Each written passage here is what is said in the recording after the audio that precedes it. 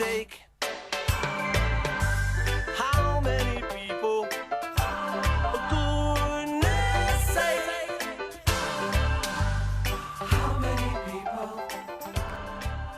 How many people indeed? So, the U.S. Census, just on the face of things, or maybe just given its reputation, it might seem like a pretty unsexy topic, right? There's something kind of implicitly boring about the idea of the census. You're just asking people who they are, where they live, basic details of their lives, getting that down in the most factual and ideally colorless way.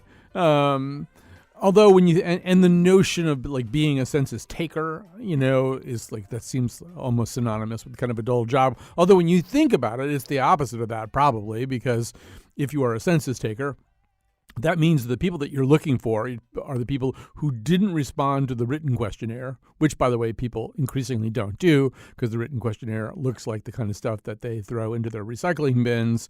It looks like just junk mail to them. They don't fill out the form, which is what you should do, by the way. You should fill out your census reform when it comes in 2020. And then it's not possible to reach them by phone. By the way, that's harder and harder to do because people don't have landlines that are connected to specific addresses. So you have to go looking for these people. And the people that you're going to go looking for are sometimes pretty unusual, pretty hard to find, maybe in a pretty complicated neighborhood whose demographics and people living at specific addresses is kind of a murky area. So the kind of person you might find, well, it might be the kind of person that Saturday Night Live highlighted in this Christopher Walken sketch. Hi. Hi. Can I help you? Yes, Mr. Leonard, I'm with the U.S. Census Bureau. We sent you a census form, but you failed to return it to us. My mail is piled up like crazy. Yeah. Well, I just need to fill out this census form with you. Great. Okay. How many people live in this residence? Oh, boy. That's a good question. I'm bad with numbers. Maybe 80. 80 people live in this apartment? Seems high, doesn't it? Not 80. How about 4? I don't know. I'm so bad at guesstimating. Well, why don't you just take your time and count? Okay. There's me, my wife, our plants. We have some candy bars. Well, we don't count candy bars or plants. Yeah. Then there's just the two of us. Boy, I really overshot it with the 80, didn't I? That's Tim Meadows as the census taker. So, yeah, there's that aspect of it. Probably going out to some of these neighborhoods where people are hard to count is pretty complicated and in fact, exotic at times.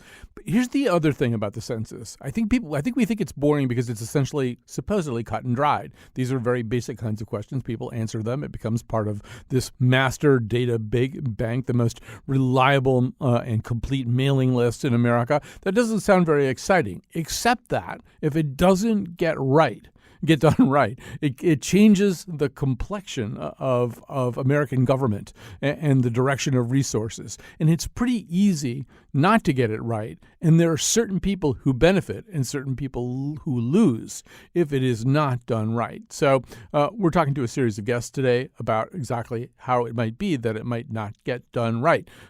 Here is the first one. We're talking now to Justin Elliott, reporter for ProPublica. He recently wrote a piece for ProPublica on the Department of Justice push to add a question on citizenship to the 2020 census. First of all, Justin, welcome to our show. Thank you. So maybe we need to begin at the beginning. The census is something that happens every 10 years on the 10th year. So the last time we did it was 2010. Next time will be 2020. 2018 is when a lot of decisions about what the census is going to look like start to get made. And it surfaced through you, I believe. It hadn't been widely reported or widely announced that the Justice Department was asking for something that really hadn't been done, I think, since 1950, right? Tell us about that. Sure. So, as you say, there's a census of the entire country every 10 years, and they're trying to get an accurate count of everyone living in the country, and it's used for deciding how many congressional seats each state gets, and also there's many hundreds, actually, of billions of dollars worth of federal spending programs that are connected to the census count. So the count really matters a lot, first of all. Now, the questions asked on the census change a little bit every 10 years. What the Trump Justice Department is now proposing is that they add a question asking people essentially whether they're citizens. You're correct, this hasn't been included since 1950 when the census was much longer, and it's very controversial because people who are experts on the census and keep track of it closely worry that if you start asking questions about citizenship, you're going to drive the response rate down among immigrants, legal or undocumented, and generally going to create sort of a climate of fear. And that's going to result in an inaccurate count. That's the fear. Right. So as you alluded to, getting an accurate count is really important. There's 132 programs that use the data. It gets used to allocate $675 billion in funds for all kinds of programs like SNAP and Medicare Part B and highway planning. And all of these things are used by all kinds of people, not just citizens of the United States. So its first and foremost purpose, probably top of the line, is just how many people are there and where do they live? But let me play devil's advocate for a second. Would it be such a crazy idea to want to know, where do the citizens live and how many are there? Yeah, I mean, I don't think it's a crazy idea at all, actually, and I don't think most people sort of on either side of this particular issue would make that argument. It turns out that the government actually already collects that information in a separate survey called the American Community Survey, which is also conducted by the Census Bureau. It's known as the ACS. It's a rolling survey that goes to, I believe, 1 out of every 38 households every year. So they're collecting essentially a very large statistical sample. And I actually just happened to get it myself and filled it out. And it's a very long form asking you a lot of detailed questions about your finances, where you live, your citizenship status, where you're from, and they use the data they get through that survey sort of in aggregate as a sample to have data about all these things, including citizenship. Now, the American Community Survey data is not used for the apportionment of congressional seats. That's only the census that happens every 10 years, which is considered in many ways more important. It's much shorter. There's only a handful of questions, particularly in the current climate where, you have a president who's been very vocal in his sort of anti-immigrant views. There's already fear that a lot of people are just not going to trust the federal government enough to fill out the census at all. And that means sort of two things. The first thing is that you might not count everyone. You're going to have an inaccurate count, and that's going to have all these ripple effects in terms of federal spending and also potentially Congress. But the other thing is that it actually just drives up the costs. The census spends a huge amount of money going back to people, to households that haven't filled it out. At a certain point, they'll actually send people to your door to try to get you to fill it out because they care so much about the accuracy of the count. So anything that you do that would sort of drive down the initial response rate could make the whole enterprise more expensive. Right. And this census looks like it's kind of cash strapped. I believe it's being funded at the 2010 levels with absolutely no additional funding last time I knew anyway. It seems to me, though, as you are suggesting, that, so much of this revolves around running your thumb down kind of the knife's edge of how the government is perceived. So let's take a different group of people. There was a controversy a little while ago because it seemed like there might be an LGBTQ and gender identity question on the census. Then it was just showed up on some trial form or something. Then it got pulled off, and so that community, they want to be counted. They want better numbers about who they are and where they are so that they're better represented, so that their presence is better understood. They mostly think that good things can come from this. But not everybody feels that way. And I gather, even doing the American Community Survey that you mentioned, that already anecdotally they're kind of running into more resistance.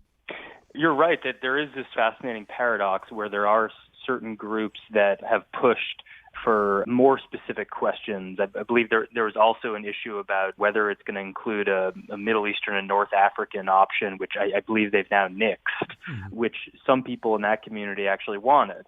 It can sort of cut both ways. One thing that's important for anyone listening to know is that The law says that information collected by the census cannot be used for anything except for getting census data. It's kept confidential, I believe, for 70 years.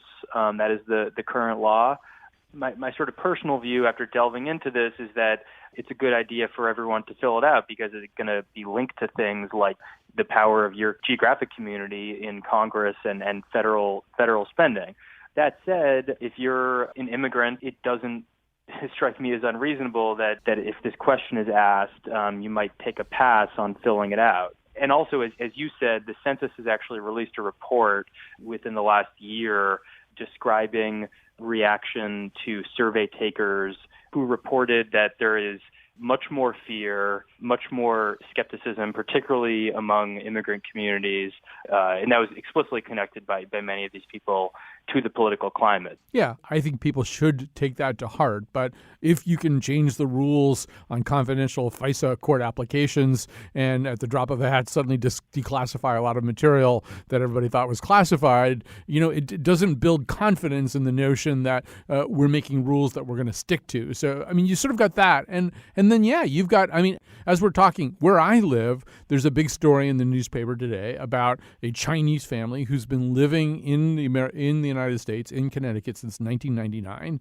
They have kids who are 5 and 15 now. I think the parents are being deported back to China, back to the North Korean border. The father already has a GPS unit clapped onto his ankle. These are law-abiding citizens who run a nail salon, are very well thought of in their community. The community's freaking out over this. But, people hear stories like this, and I'm not sure that 70-year pledge has as powerful a ring as the notion of there are people snooping around right now who are out to get me. And I think a lot of people feel that way.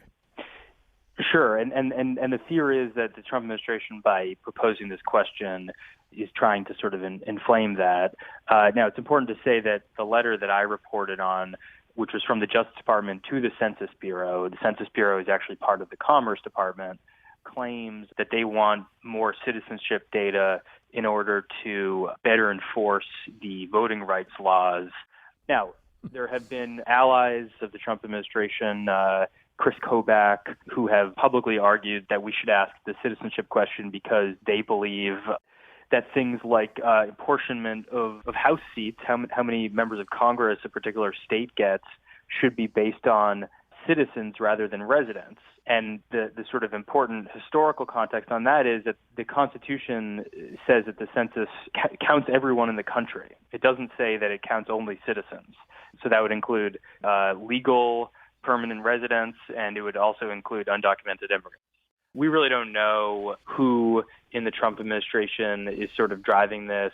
In terms of the process, it's technically the decision of the Secretary of Commerce, who is currently Wilbur Ross, what the questions are, and they have to report them to Congress by this April 1st, actually. Right, So, and presumably there'll be some room for argumentation around those. All the same, I'm not feeling any better about any of this. But I want to say, first of all, Justin Elliott, thank you for the reporting you do and the reporting you've done on this, and thanks to ProPublica in general.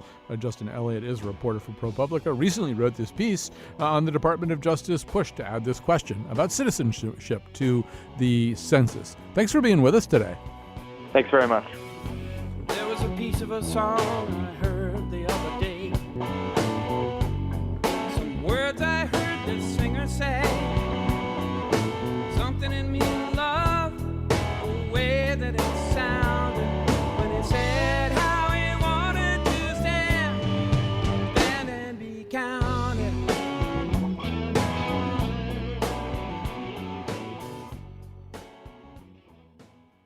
Just got a job. We're working for the census. You mean Will Hayes? No, the census, the census. We get 4 cents a name for taking the census. Where are we going to get the census? Yeah, where are we going to get him? I'll take care of that. Whoa! Now spread out. The more people we see, the more money we make. A customer. What a customer. Come on.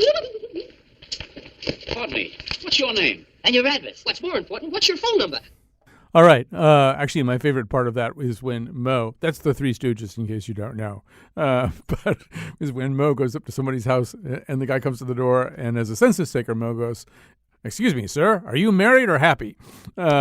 Anyway, I think a more relevant part of popular culture today might be a recent episode of Master of None. That's the Aziz Ansari series, where they follow a cab driver back to his apartment, to where he lives in New York. And it turns out, I think there are three other, he's an African immigrant. There's three other African immigrants living with him. There are essentially four households inside that one apartment. And so much about the census involves finding something like that.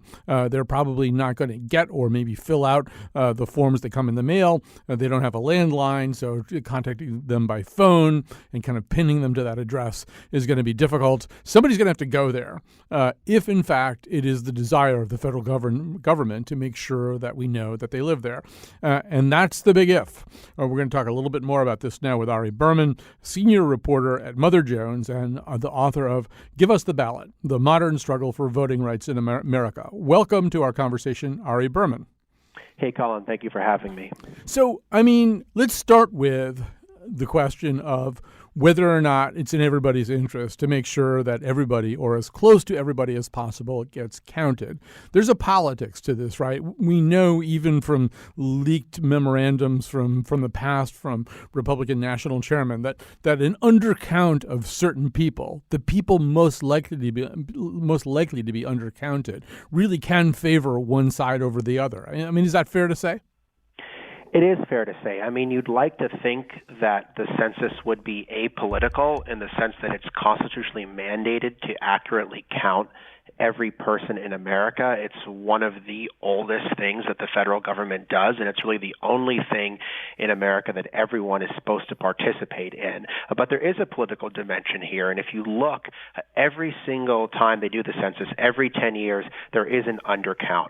And that undercount is more likely to include people of color, minorities, immigrants, lower income people who by and large are more likely to favor Democratic candidates if they vote than Republican candidates. And that undercount has been getting smaller and smaller with each census as the census becomes more precise.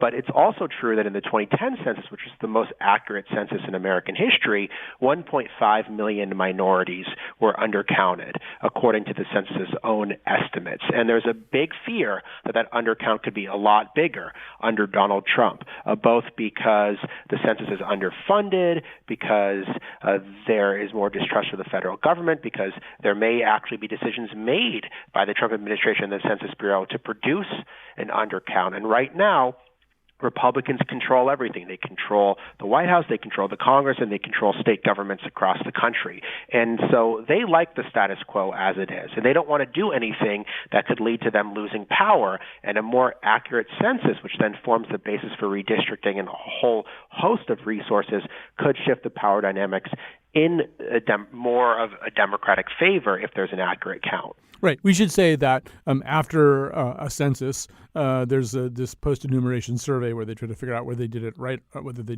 right or not. So right now, so that's how you know whether there was an undercount or how big the undercount was. So right now, there's a lot of fear and concern in a lot of places, and it as you say, derives from things that might happen simply because of a lack of funding, and also things that might happen because of actual intention on certain people's parts. But let's start with lack of funding. So we already know that a lot of people, particularly people in cities, in fact, 161 mayors have signed on to a letter urging the Commerce Secretary, Wilbur Ross, to just address the concerns about adequate funding and management of the census, because the cities, I think most of us assume, are the places that are the most difficult to count, and therefore the places where the undercount might be the worst?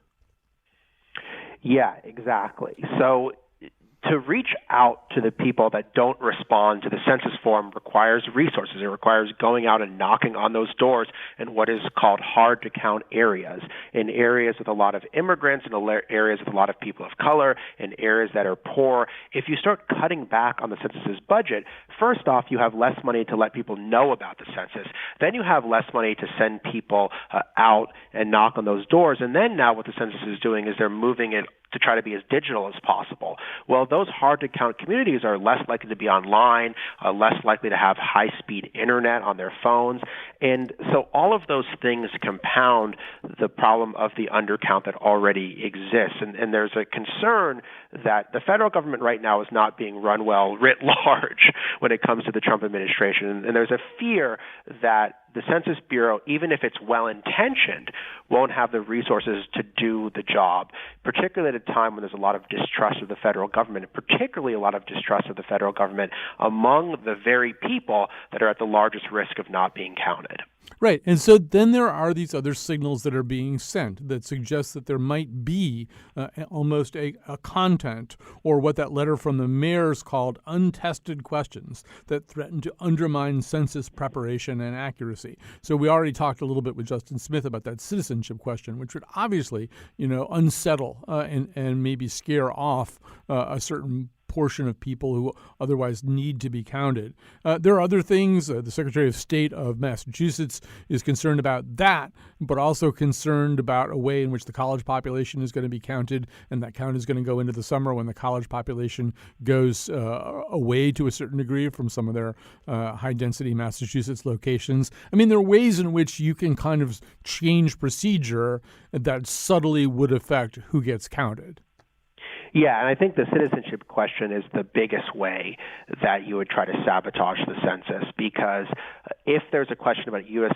citizenship on the census, and it's done at the same time that Donald Trump is not only president, but running for re-election in 2020, presumably with a very anti-immigrant message, then that's going to scare a lot of people away from returning the form. Not just non-citizens, but immigrants who are here that may have relatives who are non-citizens, relatives who are undocumented, who may be citizens themselves but fear like their citizenship could be revoked. I've been talking to a lot of immigrant communities in recent days, and there's a tremendous amount of fear of the federal government. And when I asked them if they would respond to the census if it had a question about citizenship on it, immigrant groups across the board told me no, they would not respond to the census. So that would mean that the census is, number one, not accurate, which is a constitutionally mandated activity, and number two, it would mean that the census is not fair, meaning that areas with a lot of immigrants would get fewer resources, less representation, and that would be a disaster in terms of the census. So I think this question about citizenship is not a good faith effort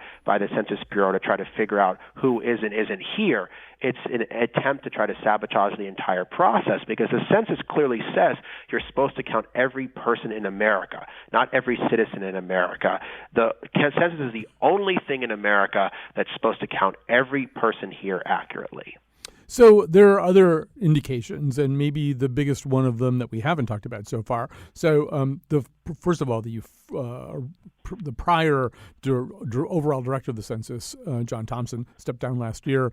We don't necessarily exactly know why that might be, but it may have had something to do with the fact that the census seemed to be getting underfunded. He might not have the resources to do what he wants to do. I believe that's still being filled on kind of an interim basis by a career civil servant. Meanwhile, the deputy job is being dangled at, or perhaps this person is being dangled at us, a guy named Thomas Brunel. Tell us about Thomas Brunel. So Thomas Brunel is a professor of political science at the University of Texas. And what is so interesting about him is that, as you mentioned, there's no permanent director of the census. And so the deputy director of the census is basically the guy who's in charge of running the 2020 census. And that person is usually a nonpartisan career civil servant. Well, Thomas Brunel is a Republican who has defended Republican redistricting efforts in more than a dozen states. He's been hired by Republican lawmakers to defend redistricting maps that were drawn by Republicans to boost Republican candidates.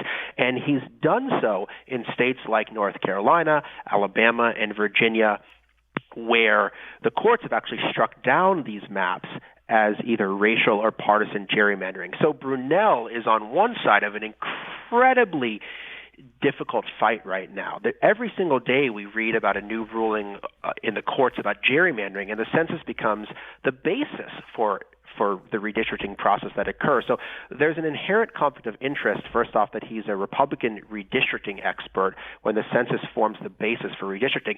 Then there's just the fact that the deputy director of the Census Bureau is supposed to run the entire census, which is a massive undertaking. And Brunel, as a political science professor, has no history in government. He has no prior experience running anything in government, let alone something like the census, which is one of the most complicated things we do in the whole federal government, which costs $12 billion in 2010. So just a massive undertaking. So I think there's fear that, number one, Brunel has a political background that's way at odds with the supposed nonpartisan nature of the census. And number two, he doesn't have the experience to do this job, even if he wanted to do it well. And so I think he hasn't been named yet. There's been a big delay in terms of when he's supposed to take this job. But if he is named deputy director of the Census Bureau, it will, I think, send the clearest signal yet what the Trump administration intends to do with the census. Right. And let's go back and say that even more than you've been, I think, more than fair in your characterization of Thomas Brunel so far. But I think you haven't even used the word gerrymandering yet. But he basically is somebody who's almost a declared proponent of gerrymandering. He has a book whose subtitle is Why Competitive Elections Are Bad for America. I mean, this isn't somebody who has maybe a slight lean in a certain direction. This is a guy who really has a declared interest over and over again in doing these things in a pretty ideologically tilted way. Yeah, well, I mean, in addition to all of his work on behalf of Republican redistricting efforts, Brunel wrote this 2008 book, Redistricting and Representation, Why Competitive Elections Are Bad for America, that makes a very provocative argument, which basically says that we should have gerrymandering everywhere, that districts should either be ultra-red or ultra-blue because that offers better representation for voters than competitive districts. And that kind of goes against all of the political science literature that says competitive districts give voters more incentive to participate. There's more turnover. Politicians become less entrenched, so they're more beholden to the electorate. And also, I mean, let's remember, he's testifying for Republicans in all of these redistricting cases, so while he says he wants ultra-red or ultra-blue districts, he's really advocating for as many red districts as possible. So even within the field of political science, he's out of step in terms of his views. Then you take the fact that he's been involved in so many Republican gerrymandering efforts, and the census data forms the basis for redistricting, which is going to be an absolutely enormous fight in 2020 when the new redistricting data comes out. And so there's just an inherent conflict of interest here with the fact that he has taken a position in something, in a very entrenched position, in something that's supposed to form the basis for that very act. And so I just don't see how anyone's going to believe that he can do his job impartially if he gets this job. Right. And we should also say, I mean, people may recall that the last election was decided on the Electoral College vote rather than the popular vote. Obviously, the composition of the Electoral College can be affected by the census count. So, I mean, that's sort of another big way that it can turn up. So, all right, yeah, let's talk a little bit about pushback. So one thing that we might anticipate if Brunel actually goes forward as the nominee for this, I would assume would be pushback from a number of different communities, probably starting with the civil rights community. I mean, if in fact there seems to be a danger that voters of color and in particular would be undercounted, I would expect, is there apt to be some kind of organized hue and cry? Yes, there's a tremendous amount of concern among civil rights advocates about the census right now. It's 2 years away, so no one's really thinking about it, but I can't stress enough just how big of a deal the census is.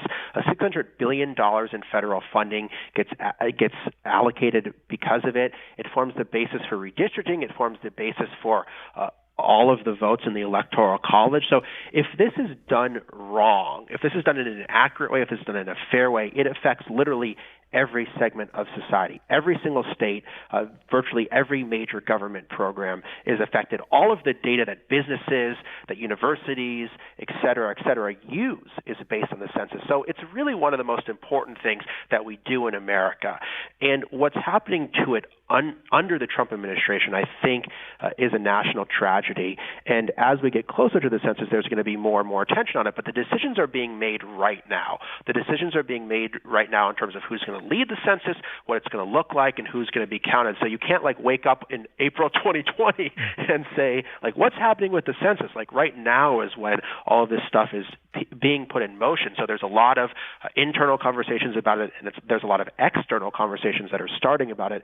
And it's great that people like you are giving this more coverage because it needs more coverage now. So talking about Brunel's work on behalf of the way districts were drawn in North Carolina, as you said, that was struck down by a 3-judge federal court. However, the Supreme Court has failed to grant an expedited review of that case. It looks like maybe the Supreme Court wants to look at all these gerrymandering and redistricting related cases together. I think they've got a couple of them ahead of North Carolina in the pipeline. But beyond that, Ari, I mean, the census is specifically mentioned in the Constitution. So, I mean, it seems as though another possible thing that could happen would be a challenge to the way the census itself is conducted, a challenge in the federal courts. I don't know. Maybe that's pretty common. Maybe there have been other challenges. I don't even know. But that would seem to be a likely way to go if people felt as though the census weren't being done on the up and up. Yeah, I mean, I think we're almost certainly going to see litigation. There has been litigation in the past. One thing that happened in the run-up to the 2000 census is that because there was this persistent undercount of minority voters, the Clinton administration wanted to use statistical sampling to get a more accurate census count. So if you miss 1.5 million minority voters, you can use sampling to try to correct that, and that would make for a more accurate count. And Republicans went crazy about this idea. Newt Gingrich actually sued the Census Bureau and the Clinton administration. This went all the way to the Supreme Court. The Supreme Court ruled that sampling couldn't be used for purposes of reapportionment, meaning that you really couldn't correct the undercount when it comes to the allocation of seats. And so that's one reason why this undercount persists to this day, because if the census isn't accurate, there's nothing you can do to correct it. And I think if something happens in the opposite direction, if the Trump administration is deliberately doing things to try to sabotage the census, then civil rights groups are going to try to look for some legal recourse, because this is, as you say, a constitutionally mandated act. It says very clearly the census is supposed to accurately count every person in America, and if that doesn't happen, then people are going to try to use the Constitution as a recourse to force an accurate count.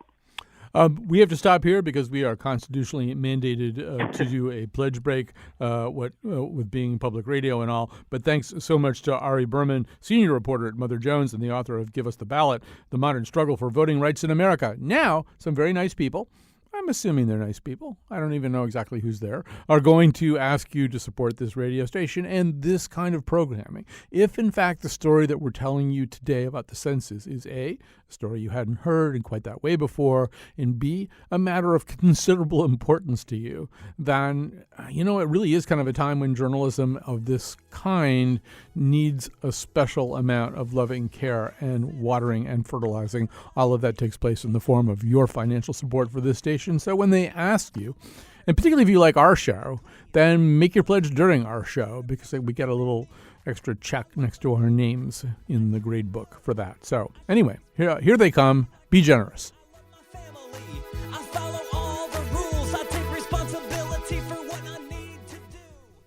So ordinarily at this point in the show, Chion Wolf comes on and mentions all the what you might call credits, people who have aided, abetted, or otherwise stood still for what we're getting up to on this show. But Chion Wolf is off today, so we got a problem right there. So it's time. I will now attempt to say who did what. So this show, I should first of all to say that this is one of the early appearances of a brand new intern. We have her here. Her name is Garnet McLaughlin. I just screwed it up. Garnet McLaughlin. And I feel like that sounds like somebody, like Garnet McLaughlin. Like you'd go see the new Garnet McLaughlin movie or something like that. It sounds like somebody.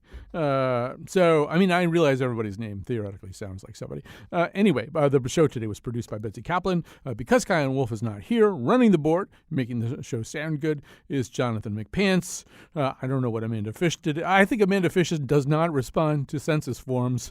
The part of Bill Curry was played by Morgan Freeman, and tomorrow we are going to feature on the show this kind of amazing evening that we had, about a week ago now.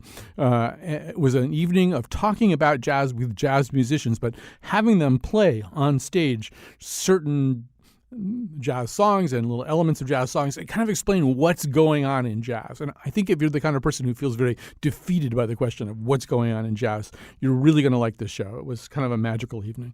Anyway, that's coming up tomorrow. Right now, we're finishing up our census show. We want to talk a little bit about the history of the census. We've been talking an awful lot about the present and future of the census. Joining us now is Margot Anderson, professor of history and urban studies at the University of Wisconsin-Milwaukee and the author of The American Census, A Social History.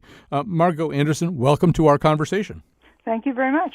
So we've been talking an awful lot over the last hour or so about ways in which the census can be handled in 2020 in such a way as to materially affect the political climate. But I'm guessing this isn't really the first time this has come up. The census has so much power to affect the way districts are drawn, the way resources are allocated, the way electoral votes are allocated. There must have been some monkey shines going on in the past with the census. Tell us about that.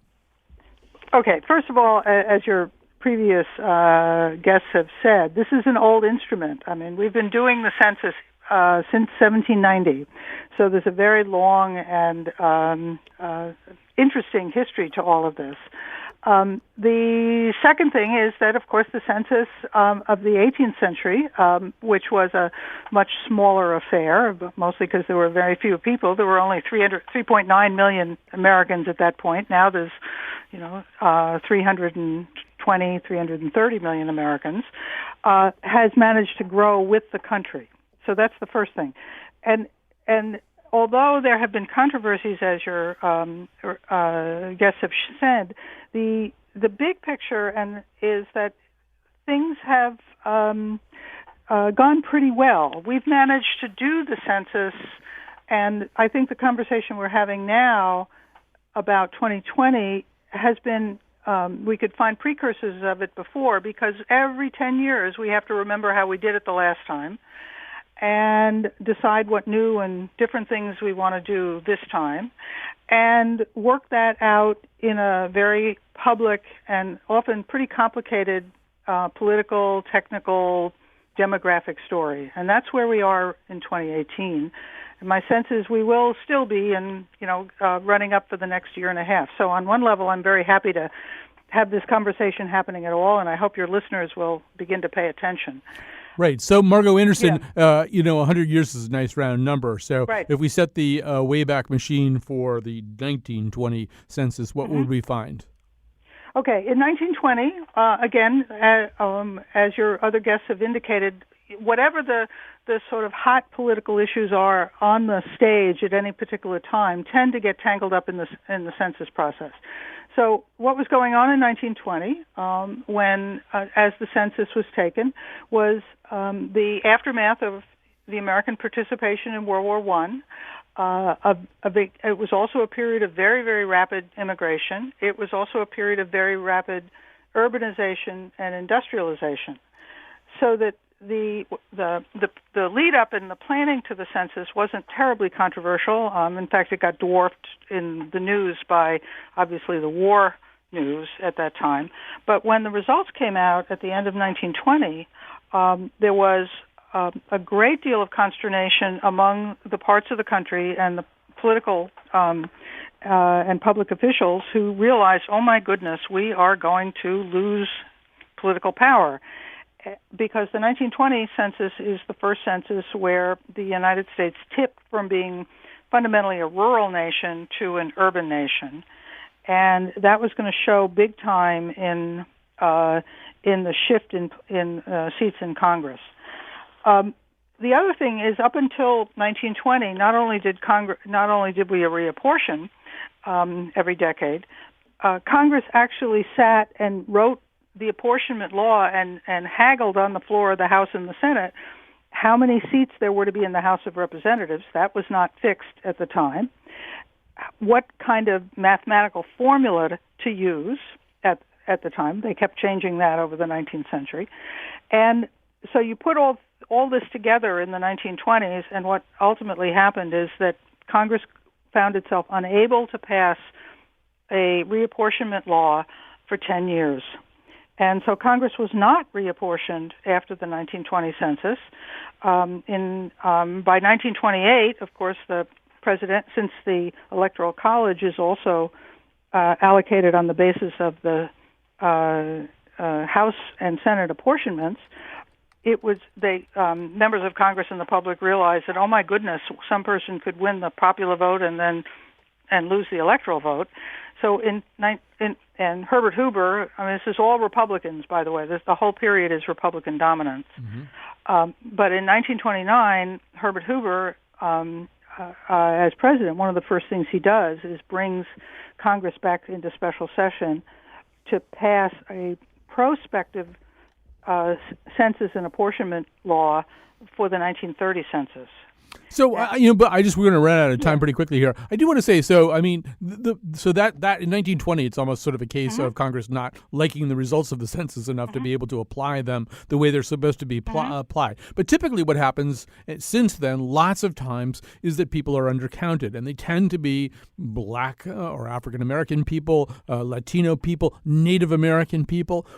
Are there, I mean, if this was something else, there'd be protests. Is it just the case that people don't understand the census well enough to understand how serious a problem it is if 4.4% of Black people don't get counted in 1990?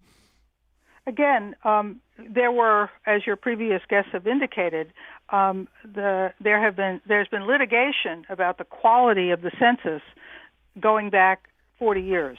So every census since 1970, either local municipalities or states, and so New York State, the city of Detroit, the state of California have sued the Commerce Department and the Census Bureau to either, before the census, use better counting methods, or after the census, use what is called a statistical adjustment to improve the data. Hey, Margot Anderson, I'm really sorry. We actually have run out of time here. I guess, I'm thinking there should be a march on Washington about the census. But see, that's the problem. It even sounds kind of goofy when you say it. It's the census. Who's going to march on Washington about it? But you should. You should march on Washington. All right, I've planted that idea. I'm going to step away. We've got some people coming on to ask you to pledge to the station. I hope you'll do that. Really important that you do that during the interval of this show. Thanks so much, by the way, to Margot Anderson. I wish we had more time. Professor of History and Urban Studies at the University of Wisconsin, author at Milwaukee, and author of The American Census, A Social History.